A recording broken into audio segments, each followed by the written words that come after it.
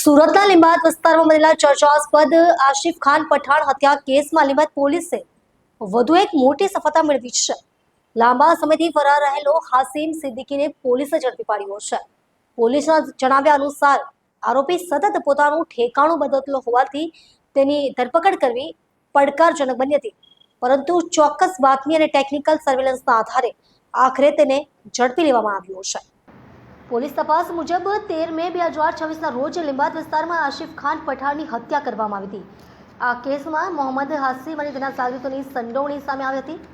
અગાઉ પોલીસે 4 આરોપીઓની ધરપકડ કરી હતી, જ્યારે મુખ્ય આરોપી મોહમ્મદ હાસિમ ફરાર થઈ ગયો હતો ત્યારથી તેની શોધખોળ માટે સતત કામગીરી હાથ ધરવામાં આવી હતી। તપાસ દરમિયાન ટેકનિકલ સર્વેલન્સ, બાતમીદારો અને અન્ય ગુપ્ત સૂત્રોની મદદથી આરોપીનું ચોક્કસ લોકેશન મળતા પોલીસે સફળ ઓપરેશન કરીને તેની ધરપકડ કરી હતી। હાલ તેની સઘન પૂછપરછ ચાલી રહી છે। પોલીસ હત્યાના સમગ્ર કાવતરા, તેમાં સામેલ અન્ય વ્યક્તિઓ અને ઘટનાના તમામ પાસાઓ અંગે વધુ માહિતી મેળવવાનો પ્રયાસ કરી રહી છે। પોલીસના જણાવ્યા મુજબ મોહમ્મદ હાસિમ સામે સુરક્ષાના વિવિધ પોલીસ સ્ટેશનોમાં હત્યાના પ્રયાસ, ખંડણી, આર્મ્સ એક્ટ હેઠળના ગુનાઓ, મારામારી, ધાક ધમકી સહિત અંદાજે 20 જેટલા ગંભીર ગુનાઓ નોંધાયેલા છે। તેના ગુનાહિત ઇતિહાસને ધ્યાનમાં રાખીને કડક સુરક્ષા વચ્ચે તેને કોર્ટમાં રજૂ કરવાની કાર્યવાહી શરૂ કરવામાં આવી છે। તારીખ 13/5/2026ના રોજ લીંબાયત પોલીસ સ્ટેશનના મારુતિનગર સર્કલ, નીલગિરી સર્કલ તરફ જતા જે મેઇન રોડ આવે છે ત્યાં હિન્દ ટી સ્ટોર કરીને આવે છે, ત્યાં આશિફ ખાન ઇશરત ખાન પઠાણની હત્યા થઈ હતી, જેની ઉંમર 26 વર્ષ છે।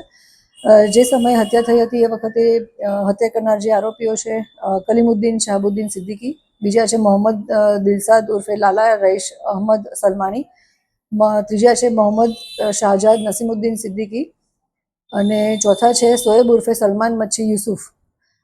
આ ચારેય જણાએ છે આરોપી, એમાંથી જે 3 જણા છે એ લોકો મારવામાં હતા અને જે મરણ જનાર છે એમને અને આ જે આરોપીઓ છે એ લોકોને અગાઉથી અદાવત ચાલતી હતી। જે બાબતે પોલીસ તપાસ કરતા ખ્યાલ આવ્યો કે માત્ર જે 4 આરોપી પકડવામાં આવ્યા છે એ સિવાય પણ આમાં આરોપી સંડોવાયેલો હોવાની શક્યતાઓ છે। 5મા મહિનામાં મે મહિનામાં જ્યારે ગુનો દાખલ થયો એ પછી આશરે અઢી એક મહિના સુધી અમારી તપાસ ચાલી। અમે ઊંડાણપૂર્વક તપાસ કરી અને લીંબાયત પીઆઈ શ્રી જે ચૌહાણ છે, ડીડી ચૌહાણ છે, ડિસ્ટ્રિક્ટ પીએસઆઈ કેપી જાડેજા અને જીજી ચારણ અને હેડ કોન્સ્ટેબલ રાજુભાઈ હાલુભાઈ અને સાજનભાઈ કાનાભાઈની એક ટીમ બનાવી હતી અને યુવરાજસિંહ રાજુભાઈની। આ ટીમે ઊંડાણપૂર્વક તપાસ કરી અને મહેનત કરી અને અમારા ત્યાં એક સાયોગિક પુરાવા, સાયન્ટિફિક પુરાવા અને ટેકનિકલ પુરાવાના આધારે જે મેઇન આરોપી છે એનું સંડોવણી આવી અને એ સંડોવણીને જ્યારે અમારે સાયન્ટિફિક પુરાવાના રૂપમાં લેવાની હતી તો અમે લોકોએ જે આરોપી છે જે ઓલરેડી લાજપોર જેલમાં હતા એમનું પણ જેલમાં જઈ અને ઇન્ટ્રોગેશન કર્યું। એમના પણ નિવેદનમાં આવ્યું કે કઈ રીતે જે મેઇન આરોપી છે એ આરોપીની પોતે કોન્સ્પિરન્સી રચી હતી અને કાવતરું ઘડ્યું હતું।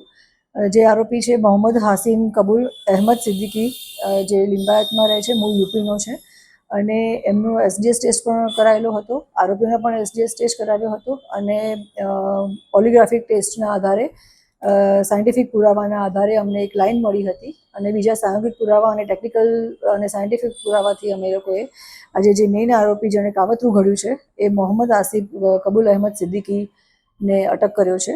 એના વિરુદ્ધમાં અગાઉ પણ 20 જેવા ગુનાઓ દાખલ થયેલા છે, જેમાં 307 છે, 325 છે, 324, 323 આર્મ્સ એક્ટના પણ ગુનાઓ છે। એવા અલગ અલગ 20 પ્રકારના ગુનાઓ એના વિરુદ્ધમાં નોંધાયેલા છે।